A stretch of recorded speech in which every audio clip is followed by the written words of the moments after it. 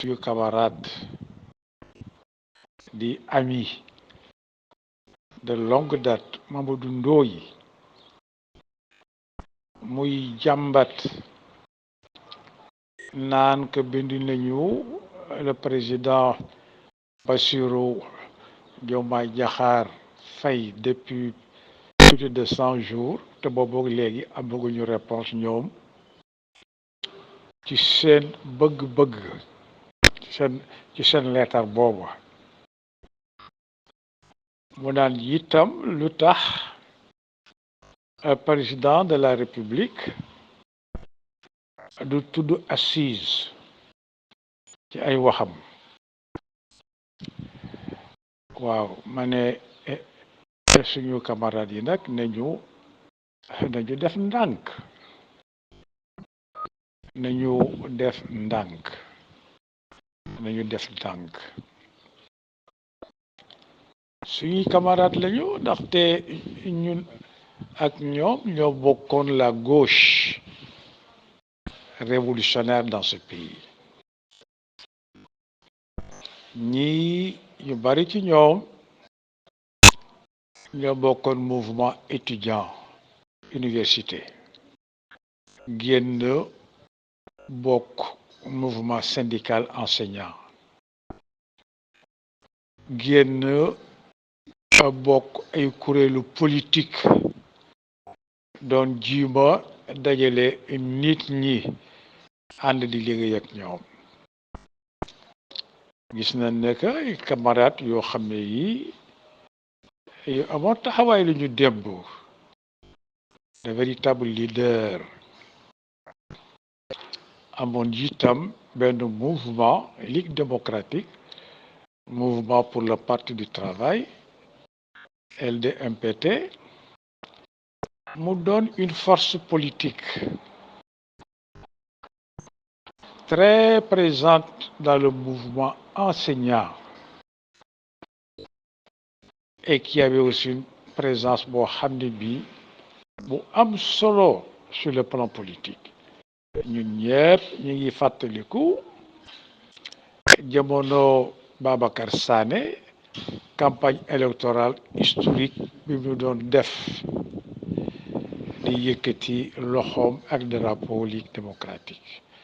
mouvement pour le parti du travail ci taarixu réew mi Ligue démocratique dafa amoon solo man bokkuma woon Ligue démocratique man ànd jëf laa bokkoon ànd jëf ak Ligue démocratique ñoo sédd woon le mouvement social ñoo sédd woon itam le mouvement enseignant le mouvement des étudiants waaw waaye nag yàgg nañu am ay divergence maanaam ay yoon yoo xam ne yi bokkuñu ko ak ay gis-gis man dama ne tey jii ay chef historique ku mel ni Mamadou Ndoye chef historique de la gauche le mouvement syndical qui a représenté beaucoup de choses au plan national dama ne tey jii dellu gannaaw la ci moom di taxaw di wax ay waxu société civile moom leader politique la li ma leen di faral di cokkaasi ñoom suñu camarade yooyu mu doon moom mu di itam Abdoulaye Bathily moo di ñoom lan mooy seen bilan sur le plan politique lan mooy seen bilan mouvement bu amoon doole que Ligue démocratique yi ci nekkoon ci ay cadres dans le mouvement enseignant parmi les inspecteurs des figures emblématiques Babacar Sané Mbaba Guissé ak ñeneen jouer un rôle important dans la première alternance man naa ko séddee ndaxte man ak Bathily ak Mamadou Ndoye ñoo bokkoon la délégation des chefs de parti, les plénipotentiaires. Nous jouons un rôle fondamental, important, unifié, alternance dans ce pays. Waaw camarades yooyu tey lan moo soppeeku ci ñoom ba seen parti bi tas te waxuñu parti bi lu ko tas lan la gis nañ rekk ne que ñii demee nañu boor ñii demee nañu boor te nag bila ñoom bi ñu war a def boo seetee ñoom seeni jaar-jaar ànd nañ fii ak Abdou Diouf le président Abdou Diouf mu indi woon gouvernement de majorité présidentielle élargie gouvernement de majorité présidentielle élargie ñu ami seeni ministre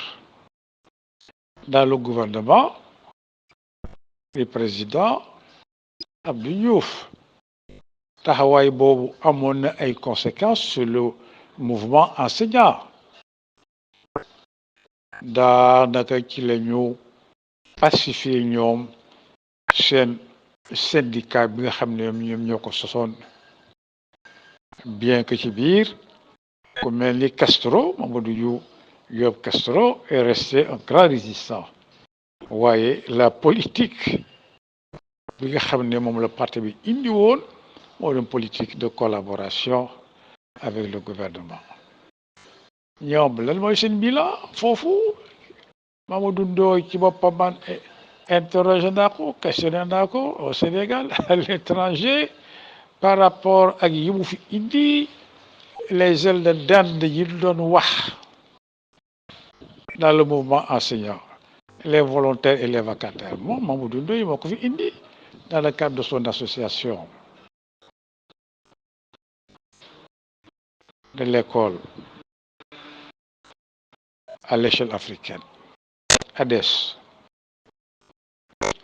bilan yooyu la ñuy xaar toutes les grèves qui ont eu lieu par la suite avec les volontaires, les vacataires, la précarisation, ndéewal doole enseignants yi di leen jox salaire yi 50 000 francs di leen tas ci réew mi ñu dem fu nekk sonn war a liggéey amuñu dara. Nous attendons des explications Mamadou Ndoye ci boppam du ñu mujjee daje au Grand Théâtre au musée des civilisations plutôt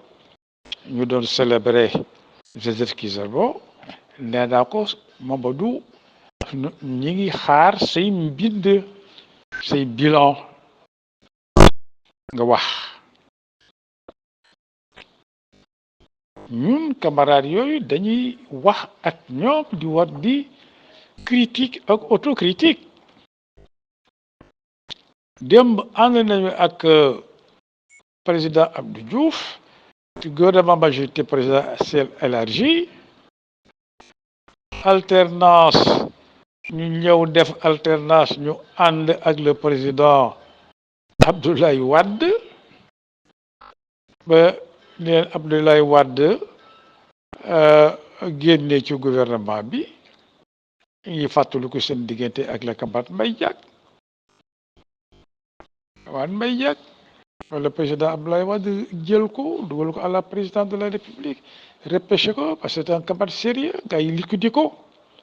en interne yooyu dafa mel ni dañ ko fàtte yi nga xamoon ni yëpp moo ci nekkoon ci ay problème vacataire ak volontaires yi gouvernement président Abdoulaye Wade moo ci indi ay éléments de solution ñoom les camarades de la Ligue démocratique je leur donne la parole je leur lance un défi ñu waxante en tant que des militants et des camarades révolutionnaires lan moo di seen bilan leur passage dans ce gouvernement bi ñu génnee ñoom ci gouvernement président Abdou Diouf mais la ñu rangé dugg plus tard dans le gouvernement du président Macky Sall ànd ak Macky Sall mu jox leen ay avantages Organisation des Nations Unies secrétariat général des Nations Unies d'autres avantages sur le plan international liñ fi wax fàttewuñ ko démb sur des financements occultes de certains bëgguma tudd tur nekke noonu ba mu neex leen ñu bàyyi président Macky Sall génn bàyyi fa nag yenn camarades yi ñoom Nicolas Ndiaye ñu nekk ci biir Ligue démocratique ñu nekk ci biir coalition bi ñu nekk assemblée des jeunes camarades vaillants courageux qui ont défendu la ligne jàppale président Macky Sall seen parti tas ñoom LD c'est une responsabilité historique nañ ko situer ni ñu def duggoon ci biir mujj bi ñu génn ci biir en gardant leur privilège tey jii ñu war a taxaw encore di def une pression sur le gouvernement du président Diomaye Diakhar Faye dama ne mais nañu def ndànk jaar-jaar yi dafa bari dafa dëng et tu te demandes ñii lan moo leen di agir qu'est-ce qui les fait bouger man bokkuma Ligue démocratique mosuma bokk Ligue démocratique ay dama am respect pour les camarades de la Ligue démocratique mu di moom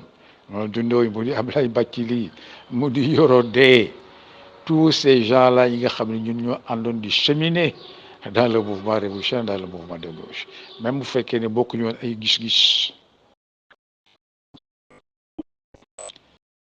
Mamadou Ndoye question bi moo di yéen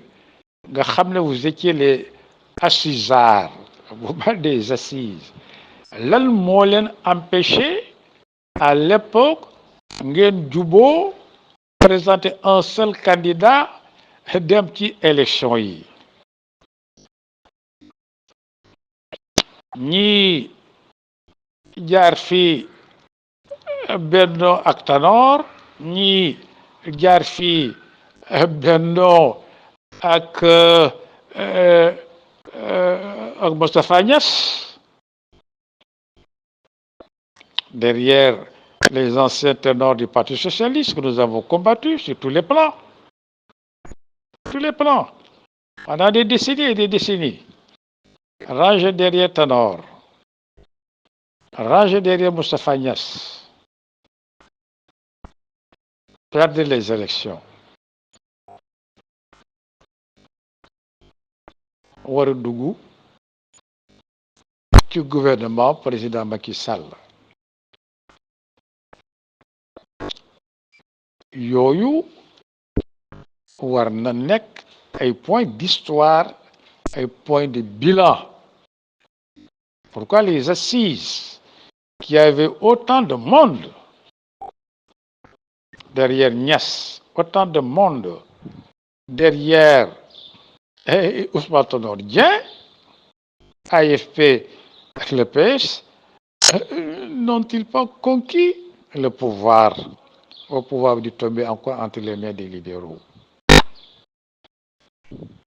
Nous réclamons des bilans, nous demandons des bilans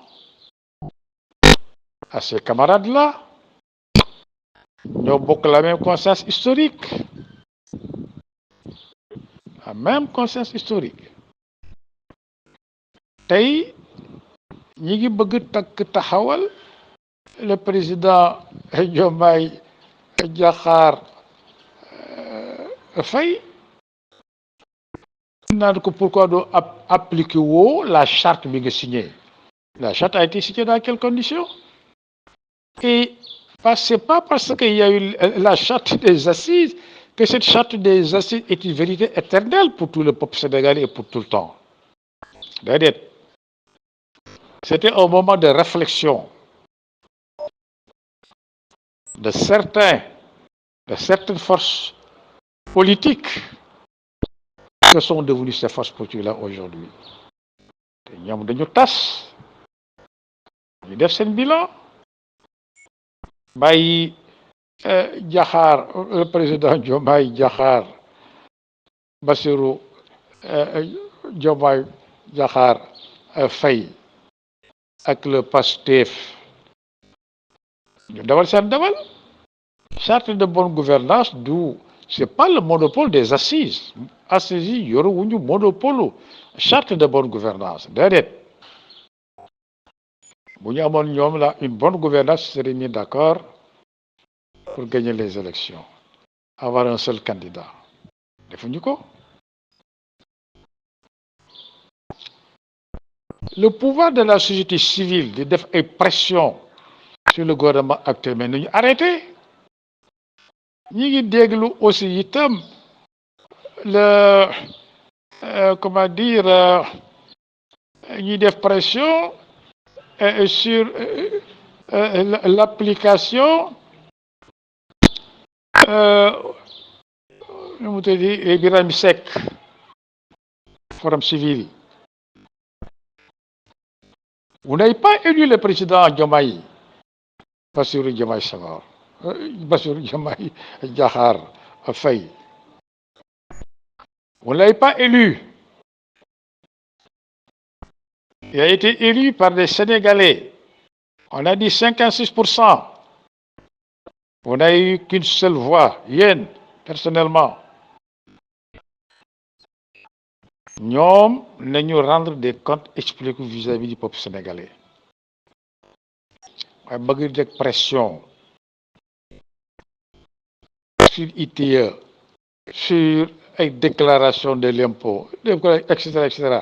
Mais n'enguen bayi lolo des sociétés civiles financées par on ne sait qui n'est que fait entretenir une atmosphère où tous les secrets de l'État sont mis par terre. Ils tirent leur compte en tant que société civile. Ils sont dans la politique. Seul cette manteau d'homme politique. Cherchez le pouvoir. S'il est vrai que vous avez la bonne gouvernance. Man bokkuma Pastef wotuluma Pastef démb bokkuma Pastef wotuluma Pastef démb li ma xalaat ci ñoom wax ko ci ñoom wax naa ko démb tey soog a ñëw j'ai pas de complexe par rapport à ça waaye dañ ne que réew mi nañ fi indi jàmm ak salaam réew mi nañ fi indi jàmm ak salaam réew mi nañ fi indi jàmm ak salaam ñu nu fal bàyyi leen ñu liggéey à terme les gens vont les apprécier les juger on va vers des élections législatives juger on ira peut-être avant vers un référendum ils vont faire des propositions de gouvernance. Il s'est passé les assises de la justice. Il prévoit ceci et cela. Wow. Lan mo fi soxla yakamti bay soñaté dans son contexte boo xam ne bii vous avez plus des bilans à faire que des réclamations à faire. Voilà, merci.